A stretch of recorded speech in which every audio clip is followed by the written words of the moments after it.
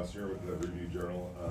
I know you guys do the best you can to try to figure out what might be happening ahead of you, but curious what, how much of a relief it was, especially at 5, that there was clarity that nobody was trading up ahead of you to get, you know, Ashton, or that, you know, the Jacksonville Jaguars actually traded up out of that pit. We had a sense midday today that there was maybe some action up there. Not quite sure who it was, but you know, we just prepare for all the situations. And listen, if Ashton would have got picked at 5, then we would have been prepared with the next guy to pick, and we would have been super excited about that player too. So, you know, we stacked the board in a way where the top guy comes off the board, and the fact that it was Ashton, we're thrilled about. Hondo Carpenter with SI. Gentlemen, could you both talk about what it was with Ashton that really stood out to you? Well, there's a lot of things to talk about, but one of the things, he was hard to tackle. I mean, the guys couldn't get him on the ground. And, you know, I compared with a lot of players in the past, that skill to make people miss and to bounce off tackles and use the force of the tacklers. And he had marvelous talent in that regard. I mean, that he reminded me, and I'm not going to share him with you because I don't want to compare, but with a number of players that we've watched over the years and you know, going back quite a ways, that is that unique. Pete, I know you didn't, Sean Zattel, Vegas Sports Today, I know you mentioned you didn't want to mention specific players, but Ashton seemed to kind of embrace the Marshawn Lynch comparisons. Do you find them similar in any ways, and is there differences between their styles of running as well? I'm glad you brought him up because he's been calling all evening here about it. He's pretty fired up about it. And you know, there's nobody loves the whole running game more than he does, and the style. The guys that have style is something that's really special to Marshawn. I know.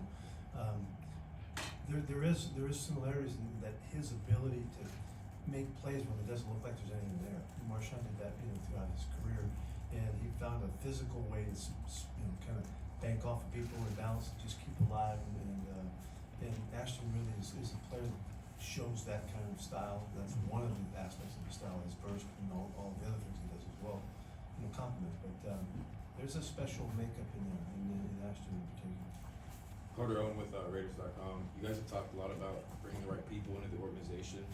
In addition to being the player that he is, what did you learn about Ashton Jeanty throughout the pre-draft process that gave you the confidence he was the right guy to bring into this organization? We did a very complete process with him. You know, Johnny organized. We saw him at the combine. We saw him in the 30 visit here, and so we really had tremendous insights in the person and his goals, his desires, his makeup, his mentality. I thought it was an excellent job. We were very committed, you know, because we had so much information. Vic from The Athletic, it's a deep class of running backs this year. How did that affect the evaluation of Jeanty, and like, was there had to be a big gap, or how did that come into play? I didn't affect our evaluation of Jeanty, the player in particular. I mean, his film stands for itself, the kind of person he was stands for itself. I mean, it's something we obviously consider, and you have to consider it when there is a deep class of running backs, but we just felt like he's that good of a person and that good of a player where it warranted the pick. And there's also no guarantees that if you pass on Ashton there, that any of those guys that you really like in the next rung are going to be there too. So, you know, I mean, we saw the Chargers take Hampton too, and there's not a good running back there. So, you know, there's no certainties with it. It was all about Ashton for us once he was there. John, Levi Edwards with the Las Vegas Raiders. Throughout the draft process, you talked about wanting to not just take the position of need, but best player available. With Ashton Jeanty, do you believe that you were able to successfully accomplish both of those things? I do. You know, it's one of those deals where it meets the need and the best player meet together, and you kind of feel like that's a perfect storm at that point too. And it's just too much to ignore at that point. He's the perfect player for us this year, and we were thrilled to make him a leader. I'd like to add that we're really excited about the running game. They're doing a great job of being committed, and you know, to have the opportunity to find such a dynamic player to add to all of that, it just fit just right. At a Bill Review Journal, John, last week you sat here and talked about you don't know where the devaluation of running backs came from, why that started. I guess, where do you think it came from, and why did it not matter to you, or why does it not matter to you? I don't know where it came from. I was being honest. You know, we just try to evaluate the player for what they are and add great football players, and with as dynamic as Ashton is and the kind of person he is, and that's kind of what we're looking to add around here too. I mean, you got a guy that had almost 2,600 yards rushing last year, 29 touchdowns. He caught 43 balls in 2023 for over 10 yards a catch. You know, he can line up, he can run routes, he can catch balls, he can pass protect. I mean, you know, I don't know, I mean, running back score touchdowns. Touchdowns, I think, are pretty important. Make playing defense a lot easier too, I think, right, Coach? That's the whole idea. John, you like grinders, you like both in the building, on the field, but in their personal lives, guys that handle their business. What was it about Ashton off the field that sold you on him as well? He's got such a unique story. I'm really excited for you guys to meet him. And you can even start when he was a freshman. You know, he comes from a military family, and his dad was stationed, I think he told us, in Naples. And here's this kid that's got this love affair with football, and he's in Naples, Italy, trying to figure out how to play football. And he was like, I went to a high school and I played football there, you know. And then his dad finished his career in the military, and they got to kind of pick where they wanted to live, and they picked the greater Dallas area because of the quality of football there. And he, as a junior, he's playing behind a guy that is a running back. I think he's in Central Florida now. He told us so. He played slot receiver, and all he ever wanted to do was play football. And he's a physical runner, but he's a dynamic runner. And we just kind of fell in love with his story and his love affair with football. Seeing Trezor Van Sports Illustrated, John, obviously a lot has been made about BPA or taking a player for need. At what point does it get where you don't try to overthink things? But we didn't try to overthink this one tonight. I promise you that. But I would say that anybody overthought it, we did. We just kept hammering it, you know, and just, we, you know, that mentioned about John being a grinder, we were grinding this one out just to make sure that we got exactly what the information we needed so that we could feel disconvicted into the deal. And we had, you know, it's been a great process. We've had a blast. We've been on this one for a long time. We've kind of seen it early, but we didn't take it for anything for granted in this process at all. He seems like a guy that can take it to the house anywhere on the field, but also you can ball control with him, short yardage. Is this a complete back? Yeah, he's like you said. I think the word is dynamic for us. You know, he has the ability to do all of it. He can run with power. He can run in short yardage areas and find the spacing that he needs to make the plays.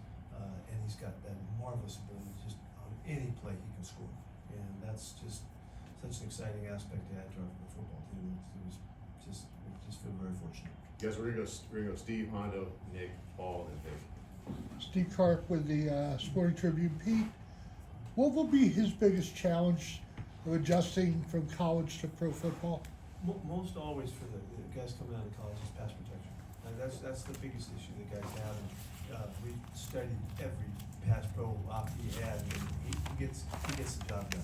But he'll get checked out. You know, the teams that we play will try to make him have to pass pro and see if the young guys can do it, because that's just kind of the way we always go about it. And so that'll be an area for him, you know, that we'll emphasize greatly to make sure he's tough as nails. He's powerful. He strikes guys the right way. Technique is good. We'll just try to just make him better in all aspects of that. But I think that's probably the most challenging thing that he'll have to deal with.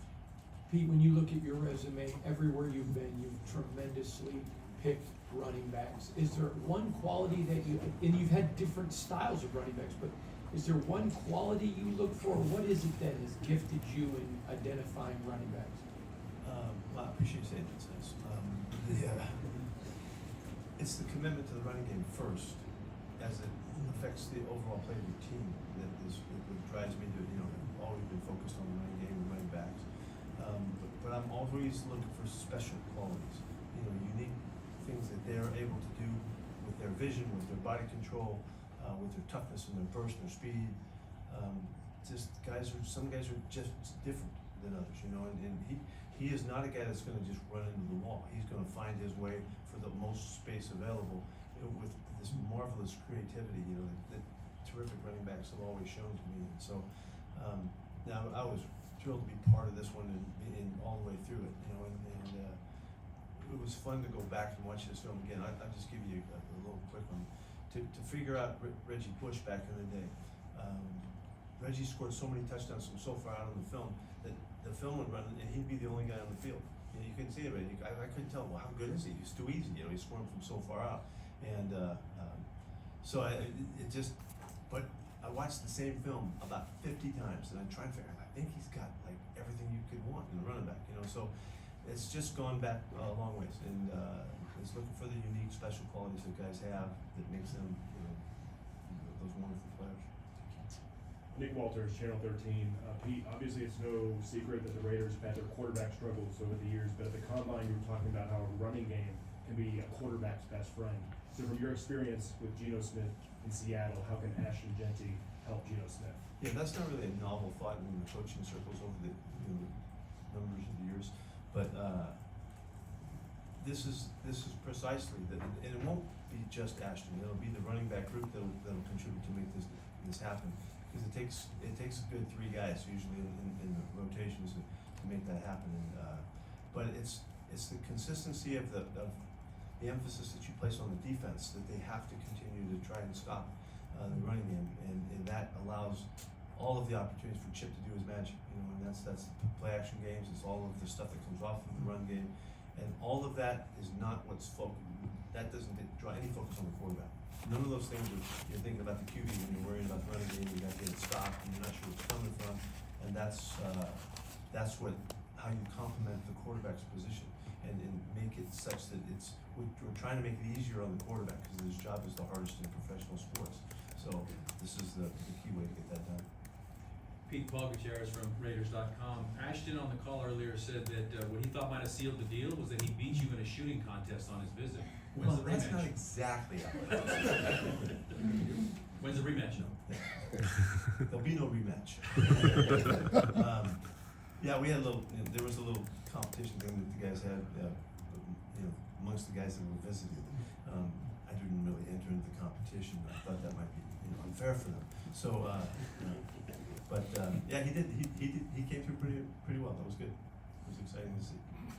Yeah, John, what was the reaction at home? Did you give Jack a heads up, or what was it? No, I did not give Jack a heads up, and he was very excited. So I'm happy that I still have both my sons in my house and expect him to move to Vegas this summer.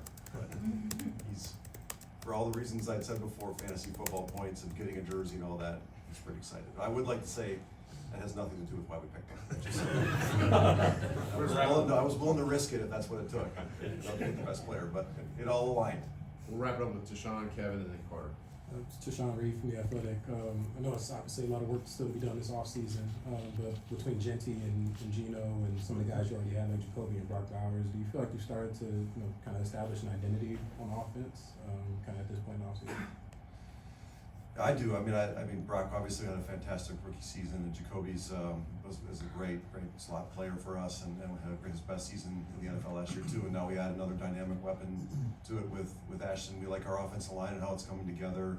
So, and then obviously putting a quarterback back there that can lead and rally the guys and play tough and make good decisions, and then throw the ball really to all levels of the field. I feel like I think Coach does too, and Chip does too.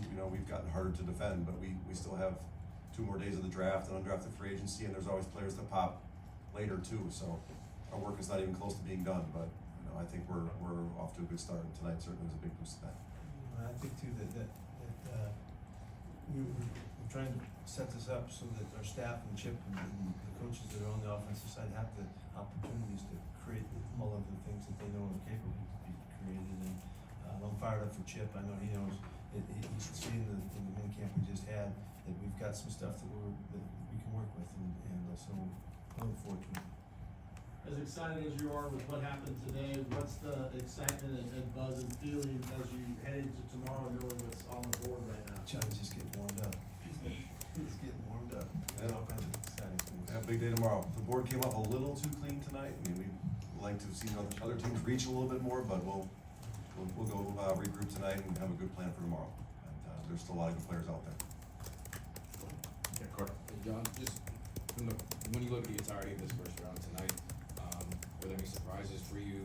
What interested you the most about the way the board fell? And just kind of like he was saying, what are you anticipating for tomorrow as well? Nothing much surprises me in the draft anymore. It's wildly unpredictable, and I think we all do this a long time. You never know when quarterbacks are going to go or running backs, and it's just try to prepare for every scenario. And so, I don't think anything really surprised me tonight. And when I look at our board, I see a lot of good players that are going to be available at 37 tomorrow, and maybe an opportunity to move down and get a few more picks to get more of those players. So we'll have a good plan in place by 4 o'clock. It's 4 o'clock tomorrow, right? I'm still adjusting to Pacific time. I'm used to this being at like 1 a.m., so this is actually pretty nice. Great, thank you, John. Thanks, guys. See you all tomorrow.